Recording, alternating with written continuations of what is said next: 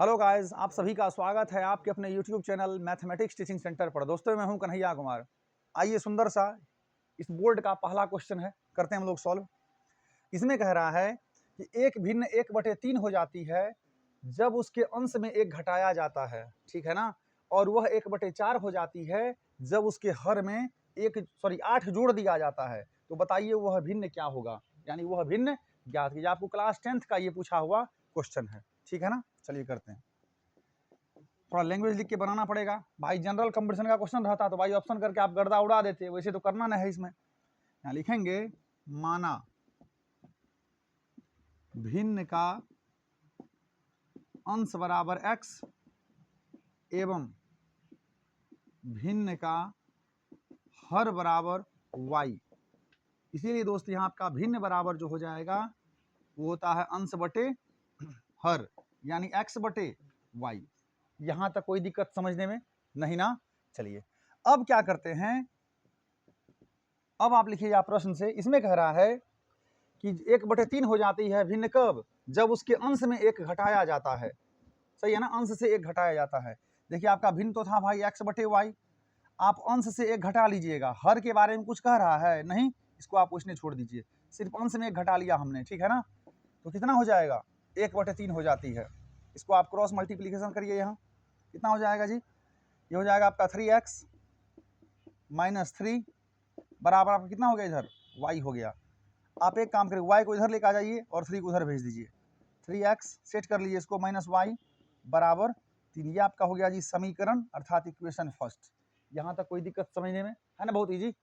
चलिए अब कह रहा है इसमें फिर दूसरा पार्ट इसमें कि और वह 1/4 हो जाती है जब हर में 8 जोड़ दिया जाता है। दोस्त आपका भिन्न था x/y, हर में आप 8 जोड़ दीजिए, जोड़ दिए, अंश में कुछ नहीं कह रहा, तो कितना हो जाती है जी 1/4। कोई दिक्कत समझने में नहीं ना। जब इसको आप क्रॉस मल्टीप्लाई करिएगा, यहाँ से 4 गुना x, 4x बराबर आपका इधर y + 8 होगा। सिर्फ y को इधर लेकर जाइए, आपको हो जाएगा जी 4x - y बराबर 8। ये आपका रहा पार्ट समीकरण 2 का। समीकरण 1 और 2 तक समझने में दिक्कत, मजा आ रहा है ना। चलिए अब क्या करते हैं, आप लोग इसे कॉपी पे लाइन नहीं दीजिएगा इसमें। अब देखिए यहाँ लिखेंगे समीकरण 1 तथा 2 से, समीकरण 1 तथा 2 से, ठीक है ना। चलिए बताइए एक क्या है जी, 3x - y बराबर 3, ये आपका समीकरण 1 रहा।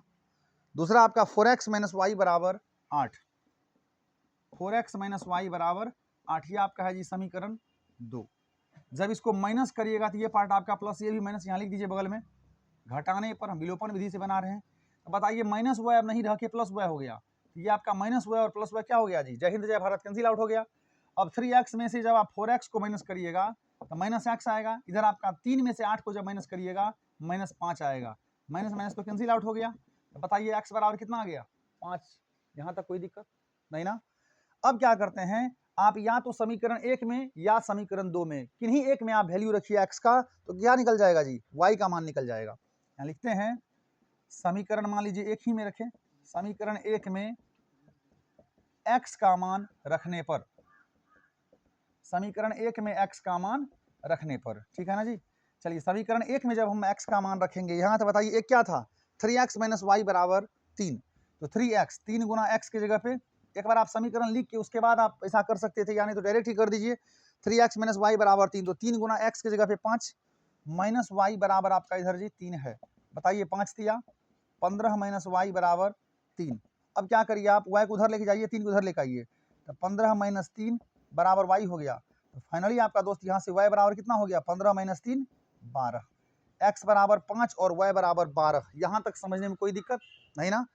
अब यहाँ देखें जब लास्ट इसका यहाँ लिखेंगे था, आपका जो x आया है 5, यही था जी भिन्न का अंश, और y आया है 12, यही था ना आपका भिन्न का हर, न्यूमरेटर अपॉन डेनोमिनेटर। यहाँ लिखेंगे था भिन्न बराबर अंश बटे हर, यानी x बटे y। बताइए x था 5 और y कितना था 12, ये आपका हो गया आंसर, ठीक है ना। जब इसको आप चाहिएगा कि रीचेक करें तो आप कर लीजिए पुट, अंश में से आप एक घटाइए तो कितना हो गया, मान लीजिए एक यहाँ घटा दिए तो 4 हो गया बटे 12, 4 1 4, 4 3 12, 1/3 आ जा रहा है। आप क्या करिए हर में 8 जोड़ दीजिए, तो जब हर में 8 जोड़िए, दूसरा इसका कंडीशन, जब हर में आप 8 जोड़िएगा तो 12 8 20, 5/20, 5 का 5, 5 चौके 20। सैटिस्फाई हो गया ना? इसका मतलब 5000% आंसर 5/12 आया है वो मेरा क्या है? सही है। समझ में आया? थैंक यू दोस्त।